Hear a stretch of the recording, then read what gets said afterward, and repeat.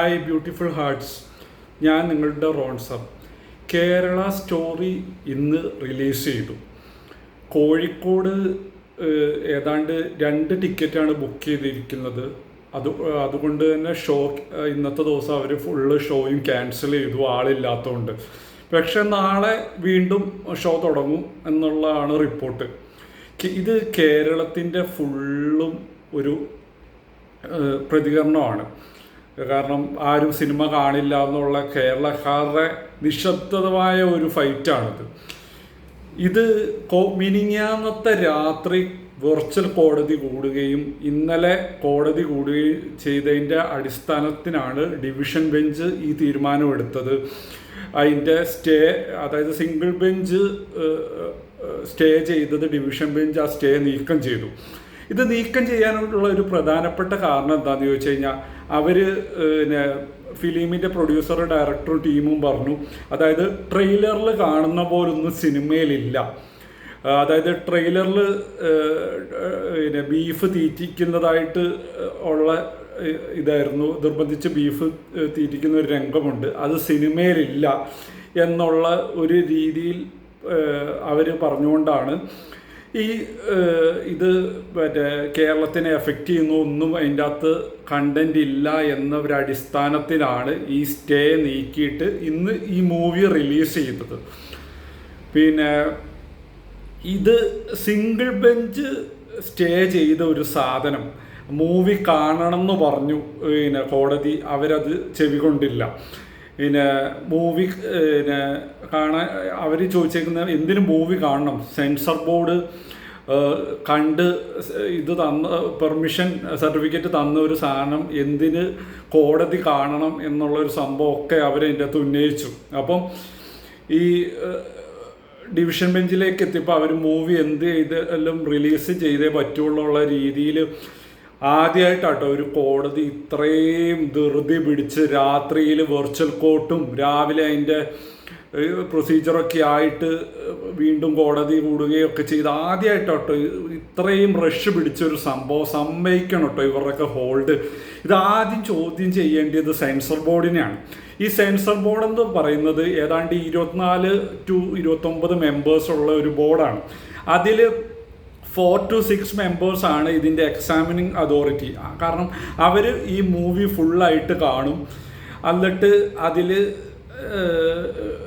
Full movie കണ്ടിട്ട് അതിലൊരു തീരുമാനമെടുക്കും. അത് ലോ ആൻഡ് ഓർഡറിലെ ചോദ്യം ചെയ്യുന്ന ഒരു മൂവിയാണോ, അത് സാമൂഹികമായിട്ട് പ്രശ്നമുള്ള മൂവിയാണോ എന്നൊക്കെയുള്ള ഒരു എക്സാമിനേഷനാണ് അവിടെ നടത്തുന്നത്. ഇതിൽ 2 പേര് മറ്റേ ഡിവിഷൻ ബോർഡ് മെമ്പർ, അതിൽ പിന്നെ കൂടാതെ ഒരു സ്ട്രീം മാൻഡേറ്ററി ആണ്, പിന്നെ കൂടാതെ ഒരു CBFC ഓഫീസറും ഉണ്ടാവും. ഈ പാനലാണ് ഈ മൂവിനെ എക്സാമിൻ ചെയ്യുന്നത്. അപ്പം ആദ്യം തന്നെ ചോദിക്കേണ്ട ഒരു കാര്യം, ഈ സെൻസർ ബോർഡ് എങ്ങനെ ഈ മൂവിക്ക് പെർമിഷൻ കൊടുത്തു എന്നാണ് എനിക്ക് മനസ്സിലാകാത്തത്. കാരണം ഹാലെന്ന് പറയുന്ന മൂവിക്ക് ഏതാണ്ട് 97 കട്ടോളം സെൻസർ ബോർഡ് കൊടുത്തിട്ടുണ്ട്.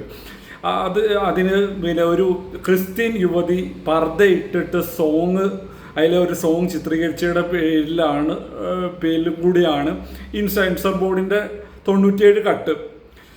പിന്നെ അതുകൂടാതെ Janaki weds state of Kerala എന്ന് പറഞ്ഞ ഇതിൽ ജാനകി എന്ന് പറഞ്ഞ പേര് ഹിന്ദുമതത്തിൽ ഭയങ്കര ഇമ്പോർട്ടൻ്റ് ആണെന്ന് പറഞ്ഞിട്ട് അതിനെ ജാനകി എന്ന് പറഞ്ഞ പേര് ആ സിനിമയിൽ ഉടനോടം മ്യൂട്ട് ചെയ്യുകയും മൂവിയുടെ പേര് Janaki V weds state of Kerala എന്ന് ആക്കി മാറ്റുകയും ചെയ്തിട്ടുണ്ട്. ഇതിനൊക്കെ അതേപോലെ എമ്പുരാനിലെ ബജ്രംഗി എന്ന് പറഞ്ഞ പേര് പിന്നെ ഗുജറാത്ത് കലാപം ഇത് ആക്കി ആ ഒരു പേര് യൂസ് ചെയ്തു എന്ന് പറഞ്ഞിട്ട് ആ പേര് മ്യൂട്ട് ചെയ്ത് ഏതാണ്ട് 17 കട്ടോളം ആ മൂവിക്ക് ഉണ്ടായിരുന്നു. എന്നിട്ട് ആ പേരും മാറ്റി, അങ്ങനെ കുറച്ച് സംഭവങ്ങൾ ഉണ്ടായി.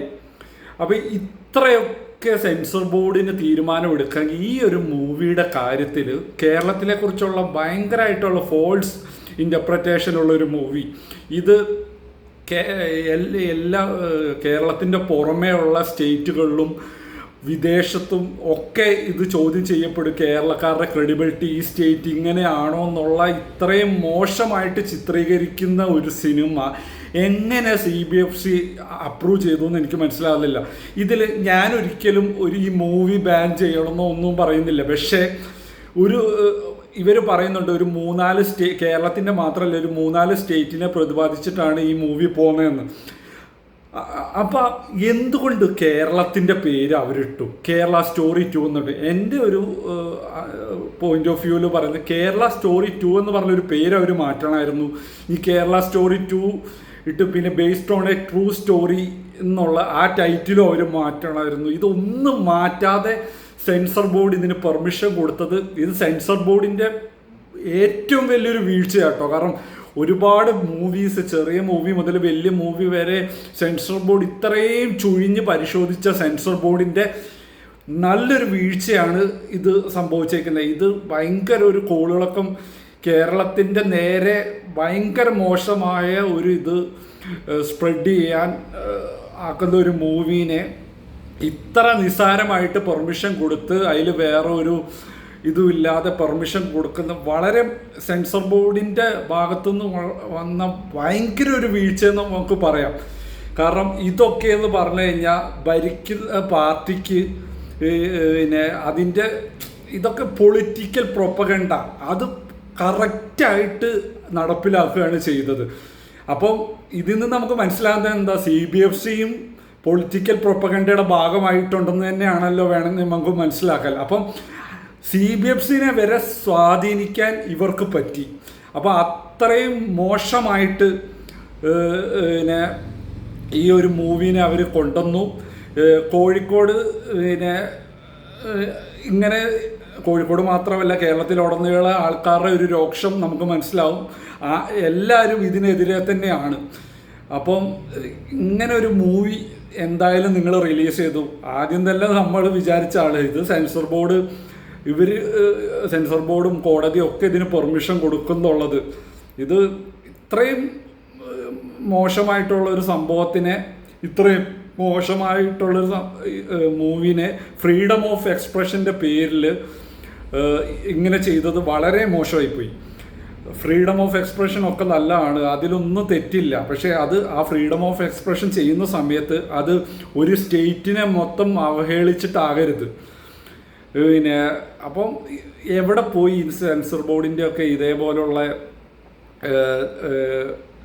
ഈ സ്റ്റേറ്റിൻ്റെ നേരെയുള്ള ഇത്രയും മോശമായിട്ടുള്ള ചിത്രീകരണം എവിടെ പോയി സെൻസർ ബോർഡ്? ഇത് സെൻസർ ബോർഡിൻ്റെ മാത്രം വീഴ്ചയാണെന്ന് വേണേൽ നമുക്ക് പറയാം. കൂടാതെ